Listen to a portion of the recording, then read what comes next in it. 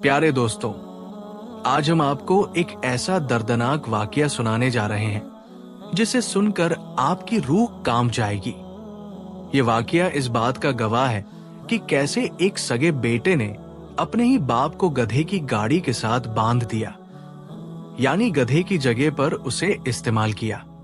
फिर उस बेटे पर आया अल्लाह का ऐसा दर्दनाक अजाब कि वो कुत्ता बन गया और पूरी दुनिया के लिए एक सबक बनकर रह गया। इस सख्त और दर्दनाक वाकये को शुरू से लेकर आखिर तक हमारे साथ जरूर सुनिएगा। प्यारे दोस्तों, किसी गांव में एक नेक और गरीब किसान रहता था। अल्लाह ताला ने उसे एक बेटे से नवाजा था, लेकिन बेटे की पैदाइश के साथ ही उसकी बीवी हमेशा के लिए उसे छोड़कर चली गई। ये गम किसान के लिए काफी गहरा था, लेकिन किसान फिर भी अल्लाह की रजा की खातिर अपनी जिंदगी में आगे बढ़ने का फैसला किया। वो अपने बच्चे को 2 वक्त की रोटी जरूर खिलाता था ताकि उसका बच्चा तंदुरुस्त रहे, और इस बच्चे को हर नया खिलौना लाकर देता, उसकी हर जिद को पूरा करता था। जब इस बच्चे ने अपने दोस्तों की देखा देखी अच्छे स्कूल जाने की जिद की, तो किसान ने अपनी सारी जमा पूंजी उसके स्कूल की फीस पर लगा दी। यो बच्चा रफ्ता रफ्ता आस्ते आस्ते बड़ा हो गया। किसान ने उसकी हर जरूरत को पूरा किया। इसी तरह उसकी आंखों के सामने उसका बेटा जवान हो गया। किसान ने उसे अपने साथ मेहनत मजदूरी पर लगा लिया। उसके बेटे ने काफी जल्दी काम सीख लिया, लेकिन किसान की तुलना में वो दूसरे कामों में बहुत पीछे था। किसान 5 वक्त की नमाज अदा करता था और वो अपने बेटे को भी यही नसीहत करता था, बेटा 5 वक्त की नमाज पढ़ा करो ताकि दुनिया में भी कामयाब हो जाओ और इरत में भी अल्लाह कामयाबी अता करे। मगर उसका बेटा अपने बाप की कोई भी बात नहीं मानता था। वो दिन ब दिन अपने दोस्तों की सोहबत में रहते हुए बदतमीज होता जा रहा था। अब आए दिन अपने बाप के सामने वो जुबान चलाने लगा। वो यही कहता था, तुमने आखिर मेरे लिए क्या ही किया है? तुमने मेरी खातिर बनाया ही क्या है? तुमने मेरे बारे में भला सोचा ही क्या है? तुमने मुझे टूटे फूटे गांव में रखा हुआ है। तुमने मुझे कभी शहर की शक्ल भी नहीं दिखाई। किसान का बेटा जब ऐसी बदतमीजी करता तो किसान की बेबस आंखों में आंसू आ जाते। उसने इस बच्चे के लिए क्या कुछ नहीं किया था, मगर ये बच्चा मेरे आगे जुबान चलाता है। उसके दोस्त यार किसान से यही कहते, तुम इस बार थोड़ी सख्ती किया करो, उसे 2 टूक जवाब दिया करो। मैंने तुम्हारे लिए क्या कुछ नहीं किया, और एक तुम हो कि मेरे आगे जुबान दराजी करते हो। मगर किसान उनसे यही कहता कि नहीं, इससे मेरे बेटे को तकलीफ होगी और मैं नहीं चाहता कि मेरे बेटे को कभी किसी तकलीफ का सामना करना पड़े। लेकिन किसान ने ऐसा करके बहुत बड़ी गलती की। इस नरमी की वजह से उसका बेटा दिन ब दिन बिगड़ता चला जा रहा था। अब वो एक अय्याश इंसान बन चुका था, जो अपने बाप की जमीन पर हल तो चलाता था, मेहनत मजदूरी तो करता था, लेकिन इसके अलावा रात होते ही वो शहर की तरफ चला जाता और शहर की रंगीनियों का मजा लेता। किसान उसकी राह तकता रहता। किसान को ऐसा लगता जैसे वो अपने बेटे की शादी कर देगा तो शायद उसका बेटा सुधर जाए। यही सोचकर किसान गांव की एक खूबसूरत लड़की के साथ अपने बेटे की शादी करवा देता है। लेकिन किसान कहाँ जानता था कि उसकी बहू तो उसके बेटे से भी 2 हाथ आगे निकल जाएगी। उसकी वो अनपढ़ और गमवार बहू अब उसके बेटे को भड़काती रहती। अपने शौहर को तो वो पलकों पर बिठाती थी और उसकी हर बात मानती थी, जिसकी वजह से उसका शौहर दिन ब दिन अपने बाप से दूर होता जा रहा था। उसकी बहू आए दिन यही कहती थी, तुम्हारे अब्बा को अपने हाथ से बनाकर नहीं खाना खिला सकती, और तुम जानते हो ना कि ये मुझ पर फर्ज भी नहीं है। किसान का बेटा उसकी बातों में आ गया, क्योंकि वो जानता था कि अगर वो अपनी बीवी के खिलाफ गया तो उसकी संगत से दूर हो जाएगा।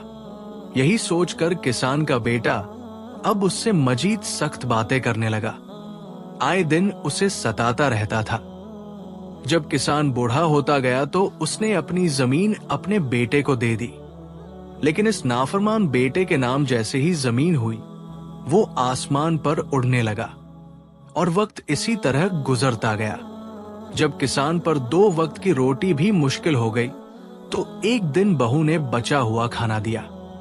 फिर बहू हंगामा मचाने लगी और जारोआ रोने लगी।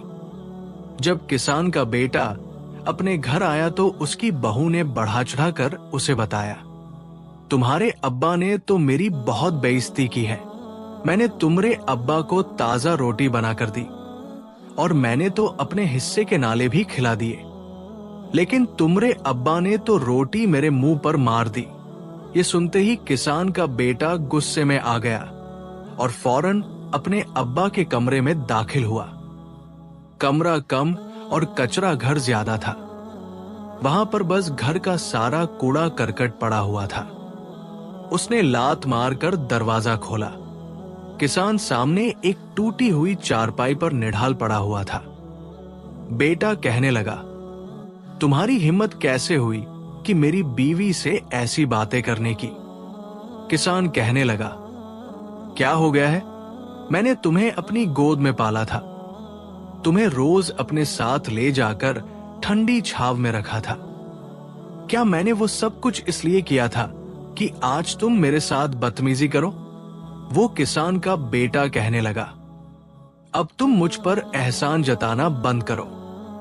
तुमने जो मुझे पाला है, कौन सा मुझ पर एहसान किया है जो अब एहसान जता रहे हो? तुम उसी को एहसान मानो कि मैंने तुम्हें घर के अंदर रखा हुआ है। मेरा बस चले तो मैं तुम्हें ले जाकर गली के बाहर फेंक दूं।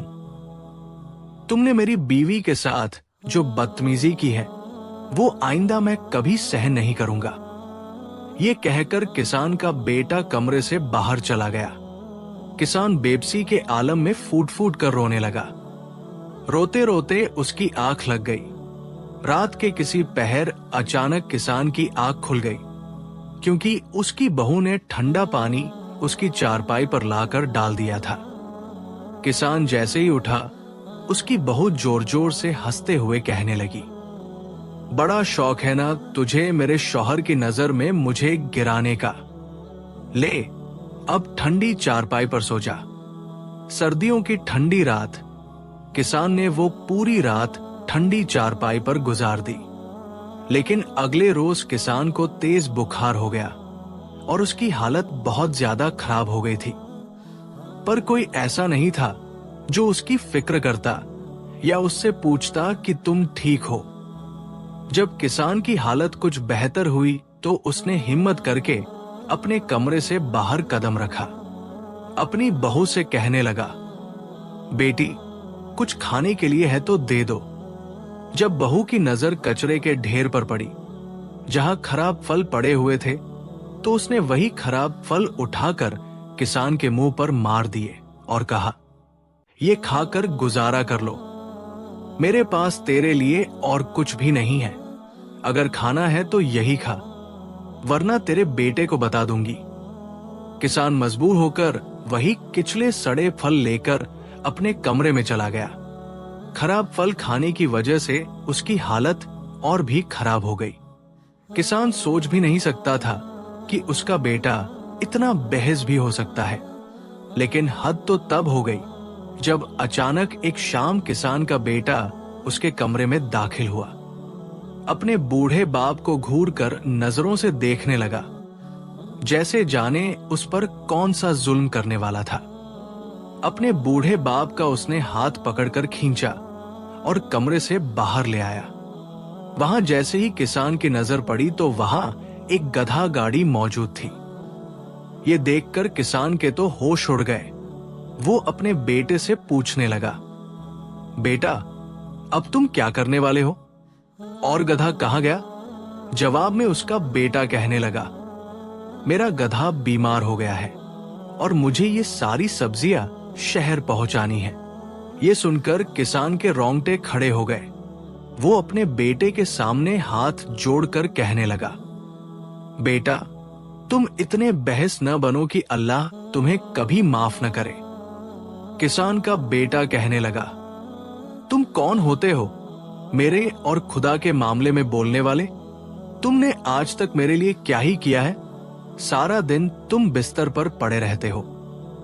तुम मुझ पर और मेरी बीवी पर बोझ हो। इसलिए अब वक्त आ गया है कि मैं तुमसे काम लूं। मेरा गधा बीमार है और अगर मैं ये सारी सब्जियां शहर नहीं लेकर जाऊं तो काफी नुकसान हो जाएगा। इसी वजह से अब तुम इस गधे की जगह मेरी मदद करोगे। अब गधा गाड़ी उसका बाप खींचने लगा। आसपास के लोग ये दर्दनाक मंजर देखकर अस्तगफिरुल्लाह कहने लगे, लेकिन इस बहस बेटे को कोई फर्क नहीं पड़ा। उसे तो सिर्फ अपनी सब्जियों की फिक्र थी कि कहीं नुकसान न हो जाए। जैसे ही उसका बाप रास्ते में गिर गया, इस जालिम बेटे ने अपने हाथ में थामी हुई छड़ी से अपने बाप को पीटना शुरू कर दिया, जैसे कि वो बाप न हो बल्कि वाकई गधा हो। ये मंजर सारे गांव वाले देख रहे थे, मगर उन गांव वालों में इतनी हिम्मत नहीं थी कि इस जालिम बेटे को रोक पाते, क्योंकि जितनी जमीन इस बेटे के पास थी उतनी गांव में किसी के पास नहीं थी। इसी वजह से उसकी दहशत बहुत ज्यादा थी और लोग उसका मुकाबला नहीं कर सकते थे। लेकिन वो बेटा शायद ये भूल गया था कि वो जमीन पहले उसके बाप की हुआ करती थी। वो अपने बाप को उसी हालत में छोड़कर शहर चला जाता था। जब एक नेक दिल इंसान वहां से गुजरा तो उसने जैसे ही किसान को इस हालत में देखा, फौरन झुककर उसे उठाया और अपने साथ अपने घर ले गया। किसान तो बेहोश हो चुका था। बेहोशी के आलम में उसने अपने बेटे को याद किया। जैसे ही होश में आया, उसके दोनों हाथ आसमान की तरफ उठ गए। वो रो रो कर अल्लाह की बारगाह में दुआ करने लगा, मेरे अल्लाह, मेरे बेटे को सुधार दे। मेरे बेटे पर कभी कड़ा वक्त न लाना। वो जो भी करता है नादानी में करता है। ऐ मेरे अल्लाह, इसका बदला इससे कभी न लेना। इसे कभी कोई तकलीफ न देना, क्योंकि इसकी तकलीफ देखकर मैं सहन नहीं कर पाऊंगा। ये नेक दिल इंसान ने जैसे ही किसान की दुआ सुनी, तड़प कर कहने लगा, तुम होश में तो हो?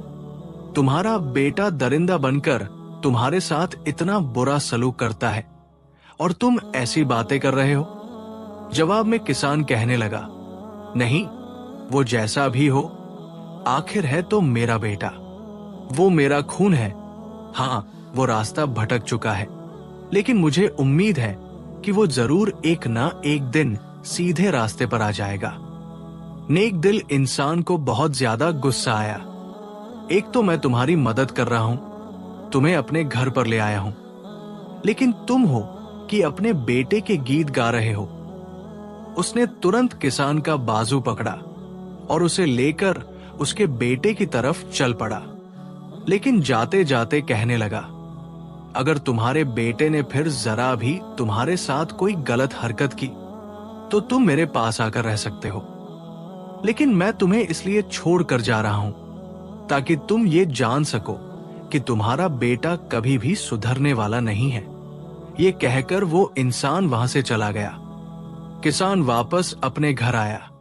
जैसे ही सामने नजर पड़ी तो उसकी बहू और बेटा पैसे गिन रहे थे। ये वो पैसे थे जो उन्होंने सब्जियां बेचकर कमाए थे। बहू ने अपने पति से कहा, तुम्हारे अबा की वजह से ये सब कुछ हुआ है।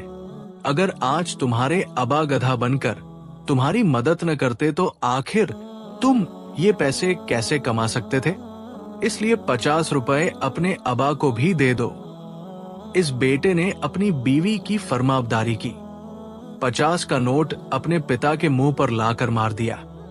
किसान वो नोट वापस करता हुआ अपने बेटे को देखने लगा। उसका दिल खुश हो गया। शायद कि उसे लगा कि मेरा बेटा सुधर गया है। खुश खुश वो अपने कमरे में चला गया। समय आहिस्ता आहिस्ता गुजरता रहा। आए दिन किसान खांसता रहता था। अब वो बीमार रहने लगा था और किसान की बहू और किसान के बेटे को उसकी हालत पर जरा भी फर्क नहीं पड़ा था।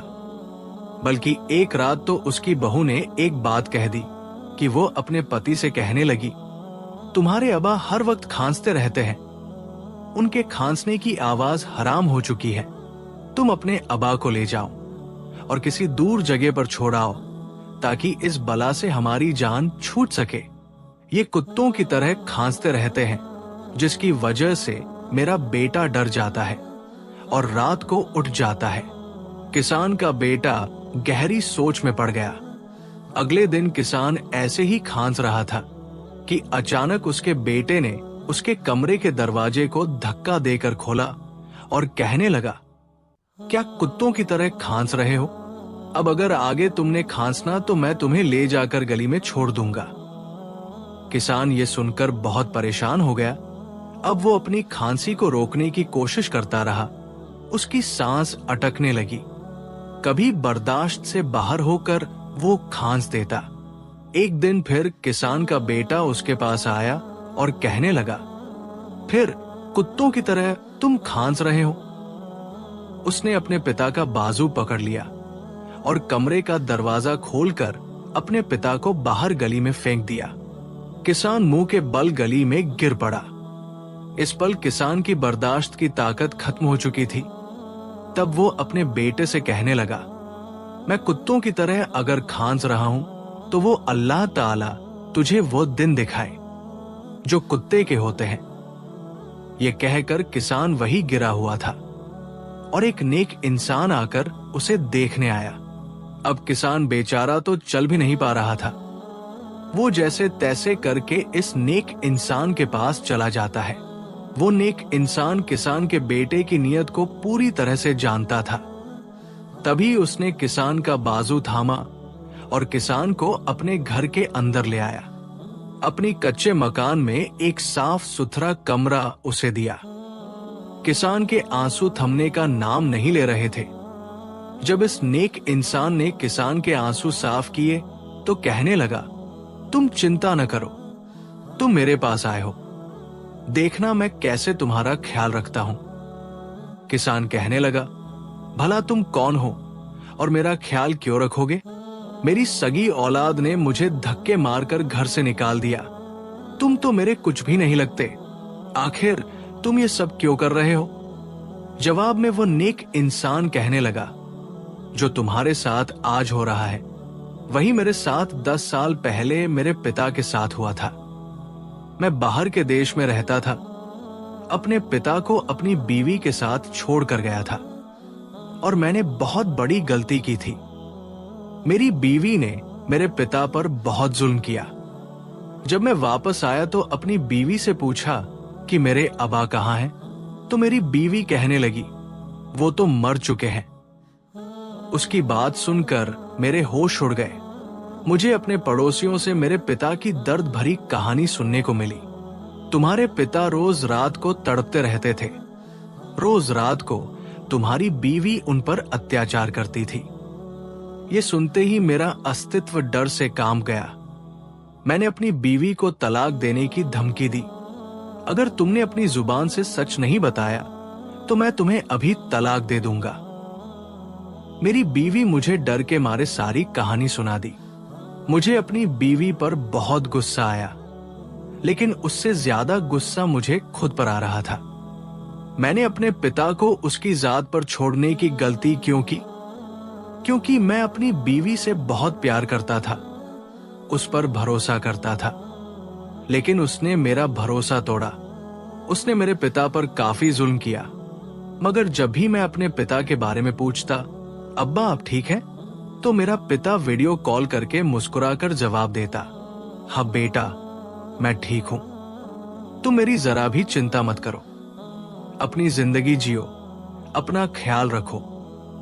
मेरा पिता मुझे दवाइयां भेजता और मेरी बीवी मुझे कुछ नहीं बताती थी। मगर जब मेरी बीवी ने मुझे अपने करतूत बताए तो मैंने तुरंत उसे तलाक दे दी और आज तक पछताता हूं कि काश मेरा पिता मेरा साथ देता। किसान जैसे ही इस नेक इंसान की बात सुनी, उसे बहुत दुख हुआ। नेक इंसान ने इंसाफ से काम लिया था। किसान अब इस नेक इंसान के साथ ही रहता था। वो नेक इंसान उसका बहुत ज्यादा ख्याल रखता, उसी समय उसे खाना देता, बल्कि उसे दवा भी दिया करता था। किसान अब काफी बेहतर हो चुका था, मगर उसने अपने पोते और अपने बेटे की बहुत ज्यादा फिक्र की थी। लेकिन शायद वो उस बद्दुआ को भूल चुका था जो उसने आखिरी बार अपने बेटे को दी थी। 3 साल जैसे ही गुजरे, किसान की आत्मा तड़पने लगी। वो अपने बेटे से मिलना चाहता था। तब वो किसान फिर से अपने घर की तरफ चल पड़ा।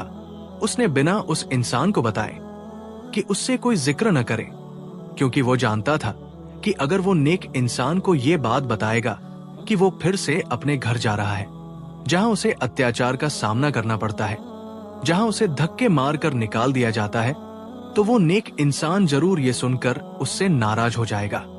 उसी तरह वो किसान वहां गया और उसने ये देखा कि एक औरत, जो कि उसकी बहू थी, एक बच्चे को खाना खिला रही थी। मगर वो औरत काफी डरी हुई और सहमी हुई थी। वो बच्चा जार-जार रोता जा रहा था। किसान ने जैसे ही अपने पोते को देखा, वो परेशान हो गया। इसका पोता क्यों इतना रोता जा रहा है? जैसे ही किसान की नजर घर के दूसरे कोने पर पड़ी, वहां एक कुत्ता भौंक रहा था। किसान को लगा शायद सर्दी की वजह से उस कुत्ते को धक्का दिया गया है। जब वो कुत्ता भौंक रहा था, उसने जैसे ही किसान की तरफ देखा, वो और ज्यादा भौंकने लगा। किसान फौरन चुप हो गया, जबकि उसकी बहू यहां वहां देख रही थी कि आखिर ये कुत्ता क्यों भौंक रहा है। किसान परेशान होकर वापस चला गया। अगले दिन वो आरा वहां गया। उसका पोता आज भी रो रहा था। उसकी बहू अभी भी डरी सहमी बैठी हुई थी। जैसे ही किसान ने उस कुत्ते की तरफ देखा, कुत्ता भौंक रहा था और उसका बेटा उस घर में मौजूद नहीं था। जब वो औरत उस कुत्ते से कहने लगी, बस भौंकना बंद कर दे, तेरा बेटा डर रहा है, खुदा का खौफ खा, खुदा ने तुझ पर अज़ाब बरसाया है, मगर मैं अपने बेटे को डरा हुआ नहीं देख सकती, भौंकना बंद कर दे। मगर वो कुत्ता भौंकना बंद नहीं कर रहा था। अपनी बहू की जुबान से शब्द सुनकर किसान की आत्मा खत्म हो गई। किसान के हाथ कांपने लगे। वो कुत्ते को देखता चला जा रहा था, जब अचानक एक ठंडी हवा के झोंके ने उस कुत्ते के ऊपर से चादर को उड़ा दिया। जैसे ही किसान की नजर उस कुत्ते के निचले हिस्से पर पड़ी, किसान का सारा अस्तित्व कांपने लगा, क्योंकि उसका निचला धड़ बिल्कुल इंसानों जैसा था। किसान की आंखें बड़ी की बड़ी रह गई। उसे अभी भी यकीन नहीं आ रहा था। मगर उसे वो दिन याद आ गया जब उसके बेटे ने उसे धक्के मारकर घर से बाहर निकाला और उसका बेटा उसे ये कहता था, कुत्ते की तरह भौंकना बंद कर दे। किसान उससे पहले कि वो वहां से बाहर जाए, उसकी बहू पुकारने लगी और कहने लगी कि देख लो, आज तुम्हारे बेटे को अल्लाह ने उसके किए की सजा दे दी। ये तुम्हारा बेटा अब कुत्ता बन गया है। ये कोई और नहीं बल्कि तुम्हारा ही बेटा है। किसान की बहू किसान के पैर पकड़कर उससे मिन्नतें करने लगी, रो रही थी, खुदा के लिए अपनी बद्दुआ वापस ले लो, वरना हम बर्बाद हो जाएंगे।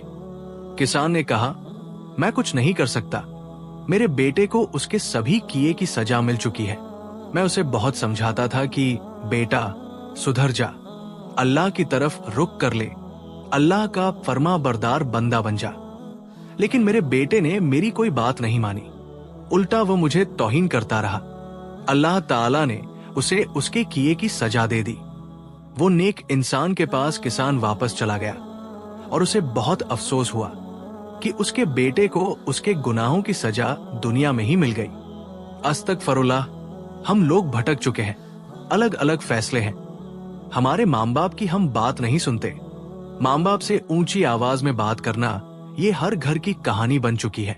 आज नमाजें भी पढ़ी जा रही हैं, इबादतें भी चल रही हैं, सारी चीजें हैं, लेकिन माँ बाप का इज्जत नहीं है कि जो हजरत जब्राइल अलैहिस्सलाम ने बद्दुआ दी थी और आप सल्लल्लाहु अलैहि वसल्लम ने आमीन कहा था कि अगर वालिदैन नाराज हो तो आप चाहे जितनी भी मेहनत करें, दुनिया की कोई भी इबादत करें, आप कोई भी डिग्री हासिल कर लें, वक्त के लिए आपको कामयाबी जरूर मिलेगी, लेकिन खुशी का एक पल नहीं होगा। आपके पास दुनिया की हर चीज होगी, लेकिन खुशी नहीं होगी। क्यों? क्योंकि आपने वालिदैन की दुआ नहीं ली।